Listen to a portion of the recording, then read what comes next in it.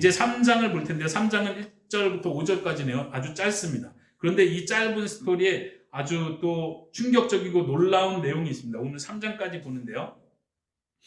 하나님께서 호세아 선지자에게 다시 한번 명령을 하십니다. 어떤 행동을 하라고 명령하십니다.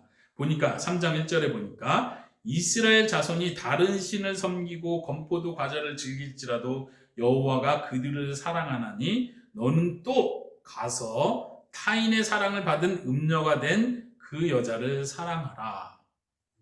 지금 상황이 어떻게 돌아갔는지 호세아와 그 음란한 여자의 관계가 지금 어떤 상황인지는 모르지만 하나님께서 두 번째 명령을 하십니다. 타인의 사랑을 받아서 음녀가 된 그 여자를 사랑하라. 여기서 음녀라는 표현은요, 아까 1장에서 나온 음란한 여자하고 좀 다른 단어를 쓰고 있습니다. 여기서는 좀 더 매춘부를 표현하는 그 표현이 좀 더 강하게 들어있는 표현입니다. 어쩌면 그 고멜이라는 첫 번째 호세아의 아내가 똑같이 음란한 행동을 해서 매춘부와 같이 되었었다는 이야기를 하고 있는지도 모릅니다. 그런데 이 본문 자체에서는 우리가 정확히 어떤 상황인지는 알 수 없습니다. 호세아서 주석을 쓴 어떤 학자는요, 이렇게 표현합니다. 여기에 3장에 나온 여자는 1장에 나온 고멜과는 다른 사람이다. 만약 고멜이었다면 하나님께서 고멜을 다시 데려와라, 사랑해라 이렇게 말했을 텐데 그런 표현이 없고, 개역개정에는, 한글 성경에는 1절에 보면 그 여자를 사랑해라 하고 마치 고멜을 지칭하는 것처럼 번역을 해놨지만 원문 히브리 성경에는 그라는 단어가 나오지 않습니다. 다시 말하면 음녀가 된 여자를 사랑해라 라고 표현을 하고 있다는 얘기예요. 어쨌든 중요한 건 이 여자가 그 여잔지, 처음에 맞아야 했다가 자녀 셋을 낳던 그 여잔지, 혹은 또 다른 여자, 또 다른 음란한 여자를 취해서 하나님의 교훈을 가져오라고 하는 건지 우리는 성경 자체를 통해서는 확실히 알 수 없습니다. 그럼에도 불구하고 여기서 하나님께서 하시는 명령은 분명합니다. 내가 이스라엘을 사랑하는 것처럼 너가 음란한 여자를 취함으로써 내 사랑을 보여줘야 한다라고 하나님이 명령하시는 것입니다. 어쨌든 호세아 선지자는 또 여기서도 명령에 순종하는 자로 나타납니다. 3장 1절에 보면 조금 약간 생소한 표현이 있는데요. 이스라엘 자손이 다른 신을 섬기고 우상숭배죠. 건포도 과자를 즐긴다. 이건 또 무슨 뜻이죠? 과자를 즐기는 건 안 되나요?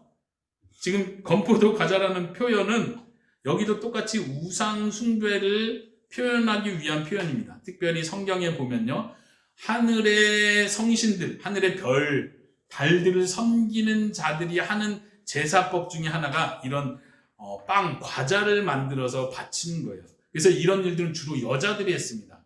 그렇기 때문에 하나님께서는 지금 남자, 여자를 다 포함한 이스라엘 백성들을 강조하기 위해서 이렇게 표현하고 있습니다. 건포도 과자를 만들어서 1월 성신을 숭배하는 자들, 그들을 하나님께서는 여전히 사랑하신다. 그러니까 너가 그런 음란한 여자를 취해서 그 사랑을 보여줘라. 그 여자를 사랑해라 라고 명령하십니다. 그리고 호세아는 순종하기 위해서 2절, 3절에 보니까 은 15개와 보리 한 호멜 반으로 나를 위하여 그녀를 샀다라고 표현합니다. 그녀를 산다는 표현이 굉장히 낯설죠. 여기서도 해석이 두 가지입니다. 아까 말한 대로 이 여자가 그 고멜이라는 여자였다면 아마도 지금 상황은 어떤 상황이냐면 고멜이라는 여자가 너무나 성적 행위를 좋아하고 음란을 좋아해서 매춘부가 되었다는 얘기일 수 있습니다. 어쩌면 호세아가 제공하는 음식과 이런 모든 환경이 마음에 들지 않아서 돈에 대한 탐욕 때문에 어떤 성적인 욕심이 너무나 커서 스스로 매춘부에 갔을 수도 있겠고, 상황이 힘들어져서 팔려나간 몸이 됐을 수도 있겠죠. 근데 하나님께서는 그 여자를 다시 데려와라 하고 호세아가 돈을 준비해서, 말하자면 그 매춘한 곳의 포주, 그 매춘을 담당하고 있는 주인에게 돈을 주고 그 여자를 마치 노예를 사오듯이 사왔다는 의미일 수 있습니다. 그렇죠? 네, 보통은 많은 목사님들이 이렇게 해석하는 걸로 알고 있습니다. 그러나 그것만이 유일한 해석은 아니고 이 상황도 똑같이 다르게 해석될 수 있는 상황이에요. 제가 참고한 아주 중요한 주석의 그 주석가는요, 아까 고멜과 다를 수 있다라고 말했던 그 주석가는 이 구절도 해석하기를 어떻게 해석하냐면, 이것은 매춘부 여자를 데려왔다는 뜻이 아니고, 매춘부 몸을 팔고 있는 여자를 다시 돈 주고 되사왔다는 뜻이 아니고, 거기서 사다라는 표현도 되사다라는 표현이 아니에요. 구속하다라는 단어로 번역될 수 있는 되사다라는 표현이 아니라 말 그대로 물건을 사다는 뜻입니다. 여기서 그 주석가는 말하기를 이 여자를 위해서 신부의 값을 주고 사온 것이다, 이렇게 이해를 합니다.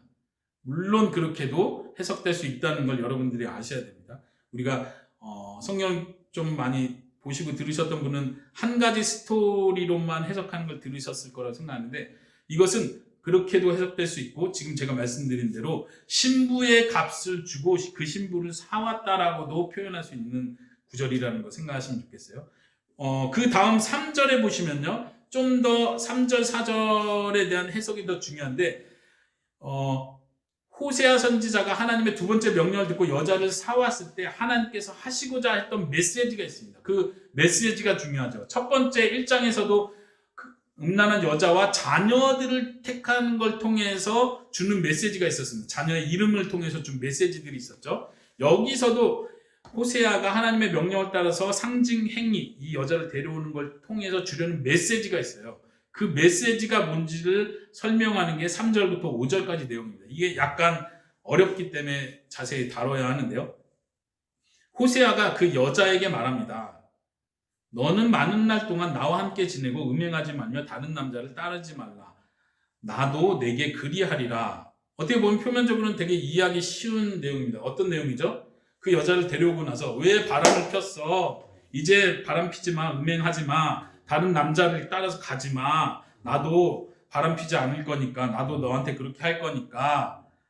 그 말인 것 같아요. 표면적으로. 또 그게 가장 평이한 해석이기도 하고요. 그런데 이걸 고민하게 만드는 표현이 뭐냐면요, 3절에 보면 많은 날 동안, 이 표현이에요.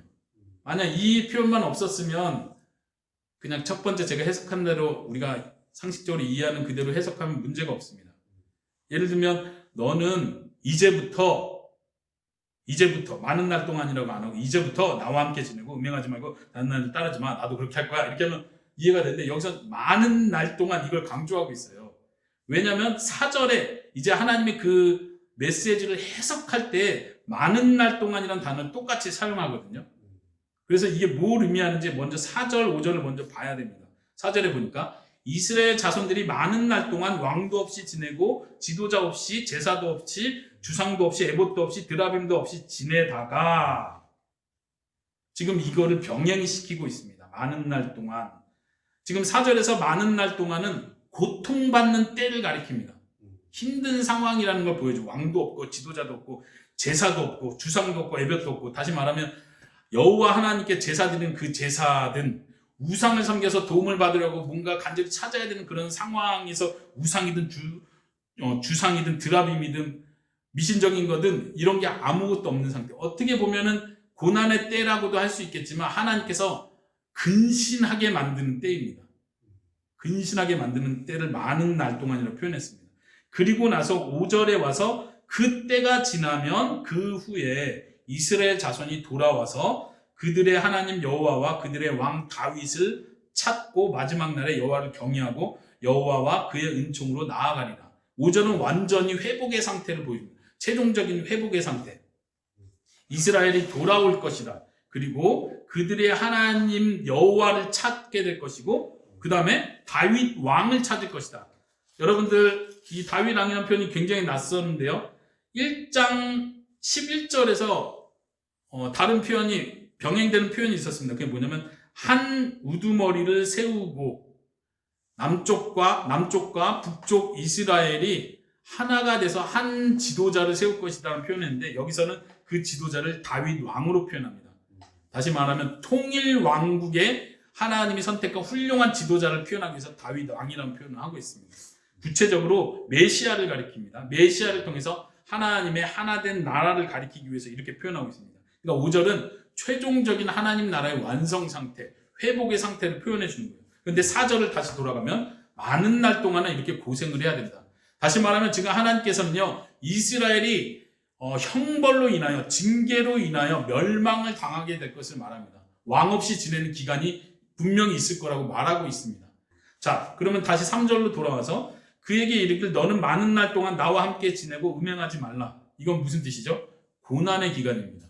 근신하는 기간입니다. 음행하지 말라는 말 자체가 근신의 기간입니다. 그러면 다른 남자를 따르지 말라. 이것도 히브리 원어를 좀 더 살펴봐야 되는데 따르다, 따라가다 이런 동사는 나오지 않습니다. 다시 말하면 다른 남자는 아니다. 이렇게 번역을 하는 거예요. 직역을 하면. 그러면 의미가 좀 안 살기 때문에 영어 성경에서는 다른 남자에게 속하지 마라. 비동사가 나오기 때문에 다른 남자가 아니다. 다른 남자에게 속하지 마라. 이렇게도 번역을 하고요. 좀 히브리 원문에 따라서 번역하자면 다른 남자와 하나가 되지 마라. 성적인 의미를 담는다고 이해될 수 있습니다. 다시 말하면 음행하지 말라. 다른 남자와 성적인 관계를 갖지 말라. 이런 의미가 되는 거예요. 그리고 지금 호세아는 뭐라고 하니까 나도 너에게 그렇게 하리라. 이 말은 나도 너와 성적인 관계를 하지 않겠다는 의미를 담고 있습니다. 쌍방의 얘기죠. 이것이 또 이해가 되는 이유가 아까 우리가 2장 19절에서 살펴봤던 내용이요. 내가 너와 약혼하겠다라는 개념하고 다시 통합니다. 그러니까 이 약혼의 개념은 뭐예요? 정절을 지키는 기간입니다.